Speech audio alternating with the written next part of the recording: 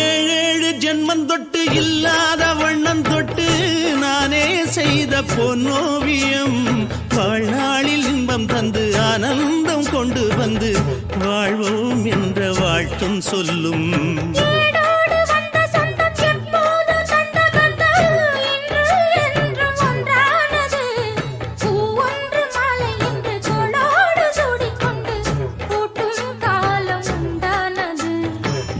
திசை எங்கெங்கும் கொண்டாட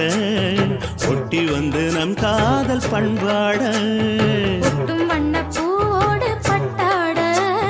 புன்னகையில் உன் மோகம் தொட்டாட இந்த நாள் தானம்மா உந்த நாள் நானம்மா தேனி அம்மா அந்த மாந்தான